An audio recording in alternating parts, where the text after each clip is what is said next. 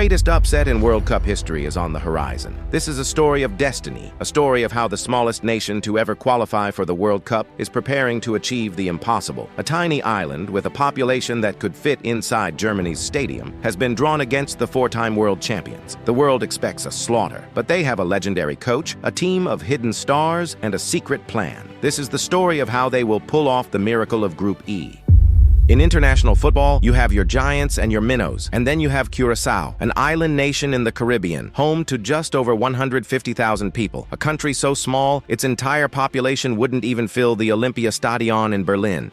On November 19, 2025, in the suffocating humidity of Kingston's National Stadium, a tense 0-0 draw against Jamaica was just enough. It was enough to top their CONCACAF group unbeaten, and enough to send Curaçao to the 2026 FIFA World Cup. They have become the smallest nation by population to ever reach football's promised land. Their reward was a trip to the World Cup draw. One by one, the groups filled up. Then came Group E, the first name drawn, Germany, a four-time world champion, a machine of tactical efficiency. Next, Ecuador, the ruthless runners-up of South America, and the Ivory Coast, the powerful champions of Africa. The world watched, holding its breath, and then the final ball was opened, Curaçao. For any other debutant, it feels like a death sentence. The pundits have written them off instantly. They're not just underdogs. They're tourists lucky enough to get a front-row seat to their own execution. But those pundits don't know what's brewing on that small island. They don't know about the Dutch master pulling the strings or the Dutch legion of European-trained stars ready to fight for their homeland. The architect of this miracle is a man who has seen it all, Advocaat. The legendary Dutch coach, known for his tactical genius, has taken the reins. His plan isn't built on hope, it's built on control, discipline, and ruthless efficiency.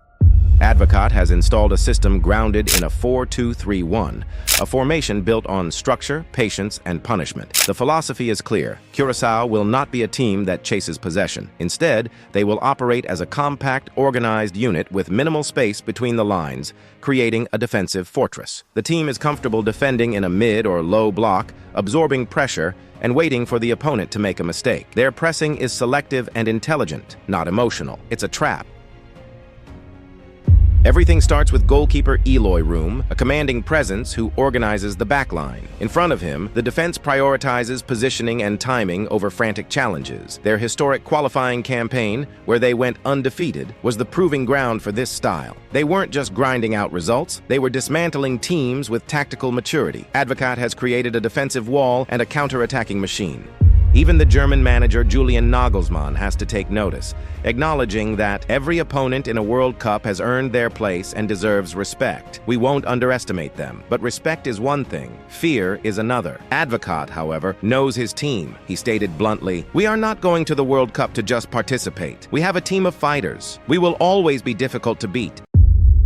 So how can this tiny island nation realistically challenge the German machine? The path to victory isn't about outplaying Germany. It's about negating their strengths and punishing their assumptions. First, the defensive structure must be perfect. Germany will dominate the ball, but Curaçao's compact 4-2-3-1 is designed to make that possession harmless. By keeping their defensive and midfield lines incredibly close together, they will deny the central spaces where German creators thrive. Players like veteran defender Jurian Gari will be key, holding the line with discipline, while goalkeeper Eloy Room provides calm under the inevitable pressure. The goal is to force Germany into hopeful long shots and predictable crosses. Second, Curaçao must win the midfield battle through disruption. This is where the indomitable Bacuna brothers Leandro and Juninho come in. Their job isn't to control the tempo, but to shatter it. They must be relentless, snapping into tackles and intercepting passes to break Germany's rhythm. This constant disruption is designed to breed frustration. As the game wears on and the German attacks become more desperate, mistakes will happen. Finally, they must be lethal in transition. This is the core of the plan. Frustrate, intercept, and explode. Once the ball is won, Curaçao must transition from defense to attack in seconds. With a single pass from a player like Leandro Bacuna, lightning-fast wingers like Kenji Gore can be released into space. This is where Germany is vulnerable. Pushing numbers forward, they can be exposed by the pace of attackers like Gervain Castanier, who can exploit the gaps left behind. Curaçao may only get 2 or 3 real chances the entire game. Their ruthless efficiency means they only need one to land. A victory over Germany would be a shockwave that ripples across the globe, but the true legacy is already being built. It's the legacy of a small nation refusing to be a mere tourist at the world's biggest tournament. They are coming with a plan, a tactical identity sharp enough to challenge a giant. This campaign proves that in modern football, structure and strategy can be the great equalizers. Curaçao is providing a blueprint for other small nations. You don't need a population of 80 million to have a world-class identity. You need intelligence, discipline, and the courage to execute a plan.